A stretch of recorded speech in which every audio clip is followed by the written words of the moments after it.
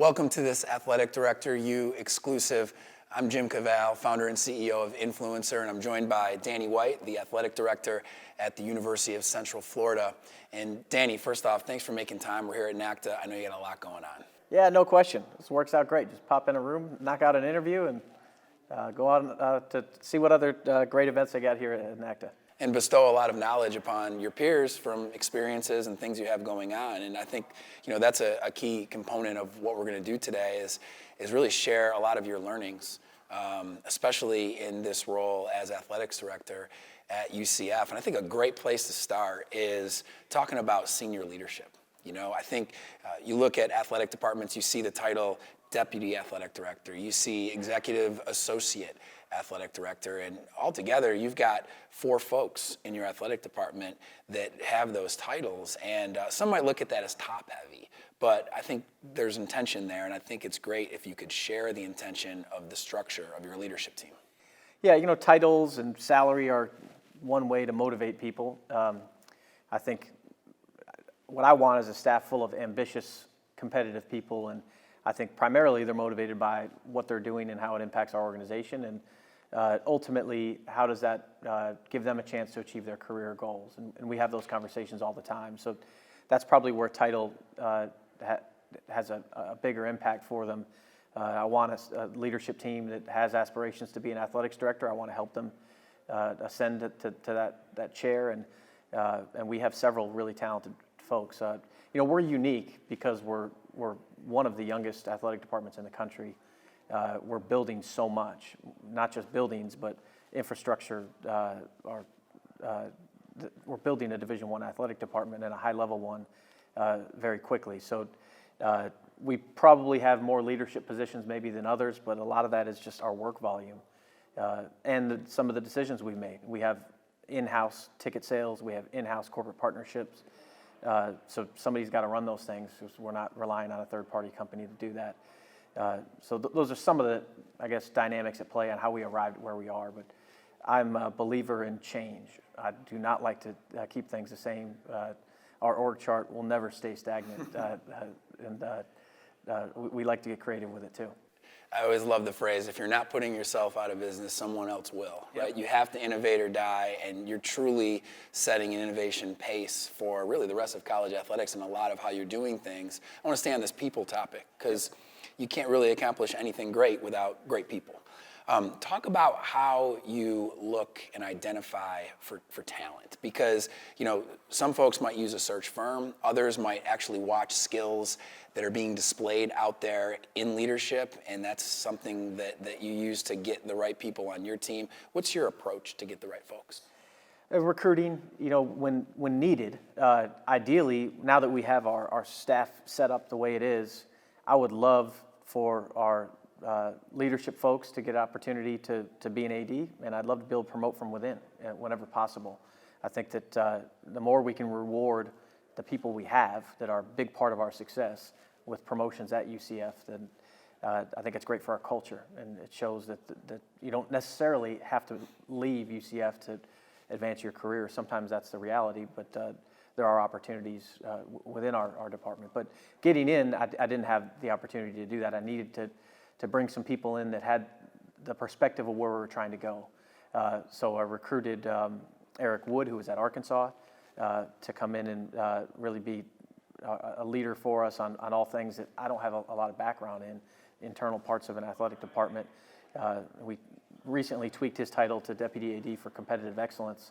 And what we're trying to do, and we've set up our revenue and our external side kind of like a pro sport franchise. We look a lot like the Orlando Magic. Alex Martins, who's one of our trustees and the president of the Magic, gave me great advice and kind of gave me a peek behind the window on how an NBA team operates and how they approach the marketplace. And so by that same line of thinking, it occurred to me that we don't have someone other than me that's in charge of and empowered to eliminate any competitive hurdle that could impact competitive success or success in the classroom, how we interact with campus, the registrar, the admissions office, different things that our coaches view as a deterrent to us ultimately being as successful as we want to be. And so I empowered Eric to do that, and he's got great perspective because he's been in the SEC and he's seen how programs at that level operate. And and then recruited Scott Carr to come in, and we gave him the Deputy AD for brand advancement title.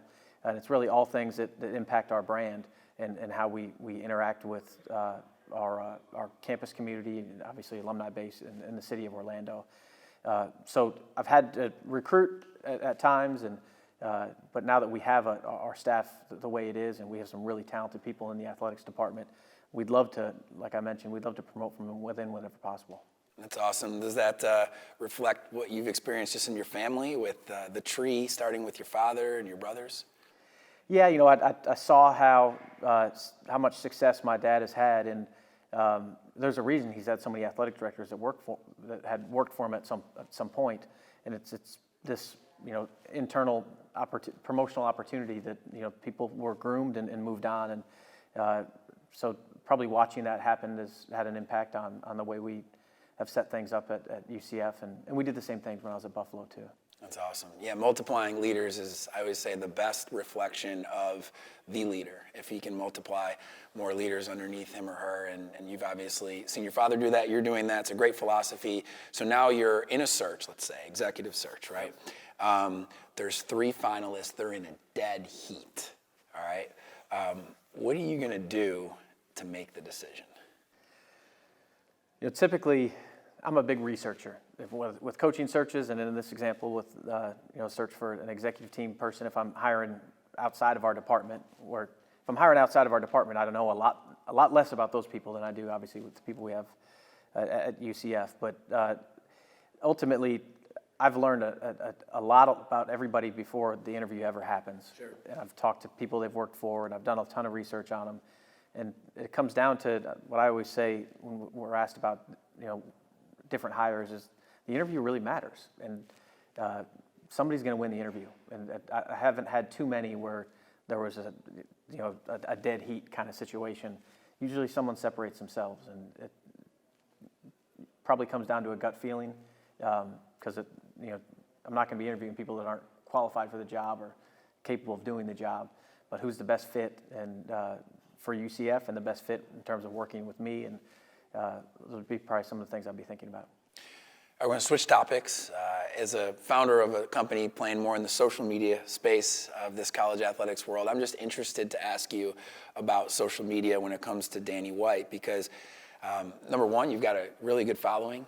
For an athletic director, you're in the 30,000 follower range, and Twitter's a place where I see that you're very active and have really done some unique and original things to promote your institution and its brand. So for the other athletic directors out there, what's your philosophy with social media?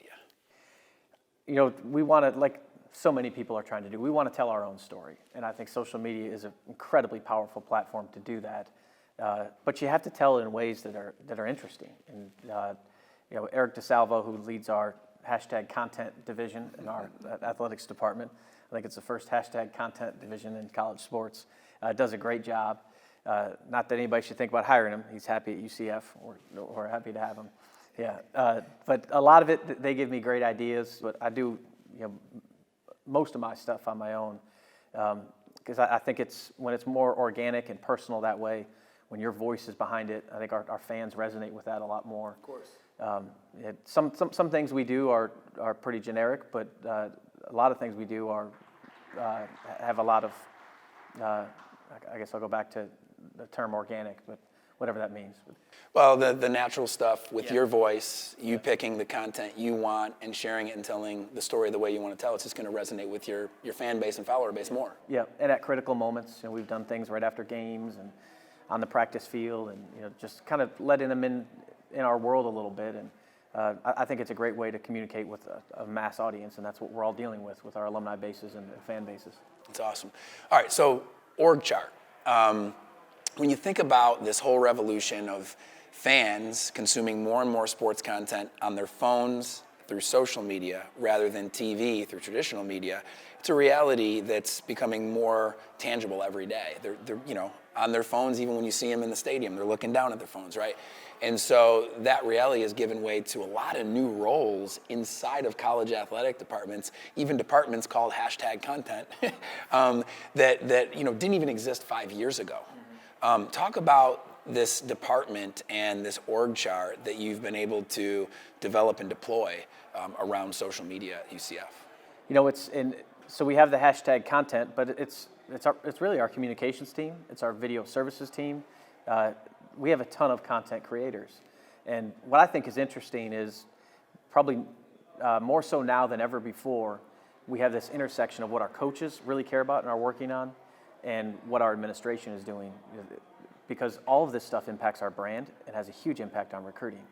I have coaches asking me about our content stuff and our communications staff and wanting more staff and more support because they realize it's had an enormous impact on recruiting.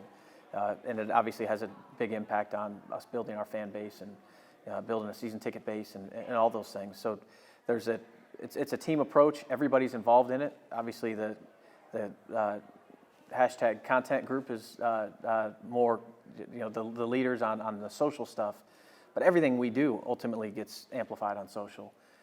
And we have some really talented people that are working on it every single day. But do we need more people? Yes. And as we grow as a department, I see that part of what we do only growing exponentially.